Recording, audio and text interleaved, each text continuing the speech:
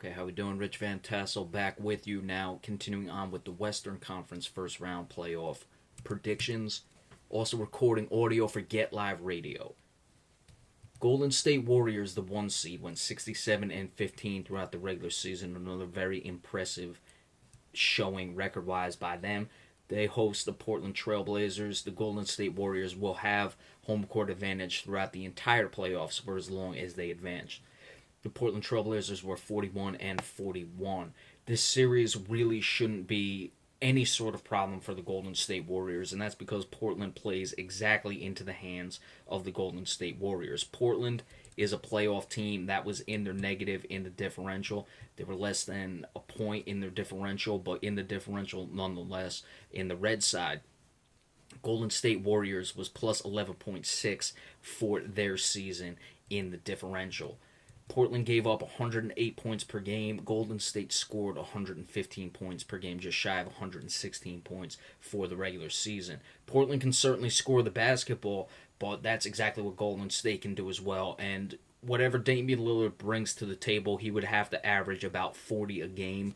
It's really that drastic, the differential. He would have to be averaging that much to even make it competitive to me, and I don't even think if he did that they would go to 7 games. I'm not even sure they would go to 6. Portland simply does not have the defense to keep up with the Golden State Warriors, who were able to get Kevin Durant back into the fold towards the end of the season, and whatever rust there still is, that'll be nice and easy for them to work that off against a Portland Trailblazers team that I just don't see doing any damage to the Golden State Warriors in this one. McCallum for the Portland Trailblazers will have some points as well. We'll see what Evan Turner can bring. I don't expect much, and this should be a 4-game sweep, in my opinion, by the Golden State Warriors, unless Damian Lillard has a sensational game that maybe gets him one. Even with that, like I said, though, Portland is just playing right in the Golden State's hands. They can score as much as they want. Golden State will just score more, so it's not going to be a close series, and expect a 4-game sweep for the Golden State Warriors over the Portland Trailblazers. The San Antonio Spurs at 61 and 21, another very impressive season for them as they keep rolling along. Played the Memphis Grizzlies, who are 43 and 39. I'll surprise some of you. I actually like the upset in this series. Certainly, Memphis has that history. They were an 8 seed that upset a 1 seed San Antonio Spurs team that was back in 2011. So there's certainly something there. Not all the players are still on that team. You had a Rudy Gay on that team. You had an O.J. Mayo. But a lot of the core is still around. Of course, Mike Conley Jr., Marc Gasol, Zach Randolph, Tony Allen. Zach Randolph, who of course has been moved to the bench. Why I like Memphis in this series is because you first off have the Gasol brothers, Marc Gasol at center for the Grizzlies, Pau Gasol at center for the San Antonio Spurs. While Paul Gasol has had a very good season, I don't want to take anything away from him. I believe Marc Gasol has played a little bit better, so they have the advantage in that regard. Mike Conley Jr., I believe, is going to work Tony Parker, and frankly, is going to have to for them to be able to win this series, but I like the matchup there. As far as Danny Green against Tony Allen, maybe even if Patty Mills comes in the game for San Antonio, you have Tony Allen, the shooting guard for the Grizzlies. You have Danny Green, the shooting guard for the Spurs. Danny Green is a spot-up shooter. Tony Allen will certainly be able to follow him around. Tony Allen may not be the same on-ball defender he used to be, but he's not going to really have to do that against Danny Green, so he'll be able to conserve himself for that. What's going to be interesting is what JaMychal Green can do against LaMarcus Aldridge. JaMychal Green, who's moved into the starting lineup at power forward for the Grizzlies, just only 9 points per game. He did have 7 rebounds. He's going against LaMarcus Aldridge of the San Antonio Spurs. Aldridge, a high-priced guy, certainly one of the better players in the league. You would expect him to take advantage of JaMychal Green for the most part in this series, but Aldridge did struggle last year in the playoffs, and I think that JaMychal Green will be able to do enough, and then when Zach Randolph comes in the game off the bench for the Memphis Grizzlies, he's going to take advantage there. I just think San Antonio is too slow, and their style of play is perfect for the Memphis Grizzlies. And the Memphis Grizzlies are going to be interesting because as the 7th seed, if they win this series, they can avoid Golden State all the way to the conference championship should they make it that long. But again, that's another story for another day. You're looking at potentially the Houston Rockets in the second round. I'm taking the Memphis Grizzlies to win and win in 6 games. I expect them to get the first game on the road against San Antonio and be able to close them out in 6. The Houston Rockets, 55-27, were the 3 seed. The Oklahoma City Thunder, 47-35, were the 6 seed. Obviously, the big story in this series, the 2 top MVP candidates, James Harden of the Houston Rockets and Russell Westbrook of the Oklahoma City Thunder, squaring off. A lot of talk should they postpone the vote before or after the series ends to decide the MVP that way. I think that's a little foolish. You just make the decision as the decision for the regular season and be done with it. As far as this series is concerned, Russell Westbrook, I am not going to be surprised when he puts up a ton of big numbers, maybe even numbers better than his regular season numbers, which he, of course, put up a triple-double, which is spectacular. Hadn't been done since Oscar Robertson many years ago.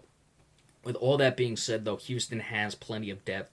James Harden is going to get his numbers as well. The bench has been good. Lou Williams, my pick for 6th man of the year, is going to get the job done. Nene, I think, has been a nice addition for Houston in the middle. Of course, you had the problems with Dwight Howard. You have Nene in there now, and he's fit that team nicely. What's going to be a possible snag for the Houston Rockets, but even if it is a snag, I don't expect it for 1, maybe 2 games, is they're so heavily dependent on the three-point ball. If you go cold in a game, you live by the 3, you die by the 3. They could die in 1 or 2 games. You couple that in with a Russell Westbrook sensational game. If you get all those things to go right for Oklahoma City, you're looking at a 7-game series, and certainly in a 7th game, anything could happen. But that is also taking into account that Houston goes cold from the 3 for 2 games, which would be a lot. I could definitely see 1-2 games would be a little much. And also Russell Westbrook playing just a sensational game, and all those things happening on separate occasions. I don't think that's going to be the case in this series where it happens on 3 separate occasions. I believe Houston will only have a cold 3 game once at most, and Russell Westbrook will have a sensational series and have that one just transcendent game. So that's why I'm taking this in 6 games. I'll give you the 2 wins there for the Oklahoma City Thunder, but James Harden and the Houston Rockets advance. And of course, another interesting 4-5 matchup. The Los Angeles Clippers, 51-31. They got the 4th spot because of the tiebreaker over the Utah Jazz, who were also 51-31. Utah, of course, a very good defensive team this year, giving up under 97 points per game. That was the best in the Western Conference, and I believe it was the best in the NBA altogether. Yes, it was. The only other playoff team in the West that gave up under 100 is the San Antonio Spurs. No one in the East gave up under 100. Their defense, of course, is anchored by Rudy Gobert, my pick for Defensive Player of the Year. The Los Angeles Clippers quietly won 7 straight down the stretch to get to the 4th seed. Blake Griffin has been playing very well. We're going to do a player focus on him, and that's where we're going to start. Of course, I'll do a separate player focus, but we'll also look at him right now for the radio listeners. Blake Griffin, over 21 points per game this season, 8 rebounds. You look, the 21 points doesn't really jump out at you. In April, he was putting up almost 24. His rebounds were a little down, but he was shooting over almost 60% at 575 from the floor. So that is going to be what's the most important thing in this series. Of course, Los Angeles, this is their last run. This is their last chance. If they don't get it done, this roster is going to be blown up. And it's going to really come down to how far Blake Griffin can carry them. Again, I believe that the Clippers are the only team personnel-wise that could really do any sort of damage to the Golden State Warriors. But, of course, with the Clippers, the question has been their level of commitment, their level of focus, their level of, championship desire. Manhood, I guess, is what you'd say is the point I'm trying to get across. Chris Paul is going to have to put things on his shoulder. J.J. Redick is going to have to make shots. They're going to have to find a way to exploit that defense of the Utah Jazz led by Gobert. You have guys like Derek Favors. Even Gordon Hayward was a good defensive player. But Utah, this is their first trip to the playoffs in a while, certainly with this group, and I would expect that the Clippers somehow find a way, and maybe this will get them rolling moving forward on in the playoffs. But it starts with this series, and I think they're going to win it in 6. I don't think Utah is quite ready for it, but we'll have to see if the Clippers resort into the same old Clippers. Okay, for the radio listeners, remember you can check out my YouTube channel.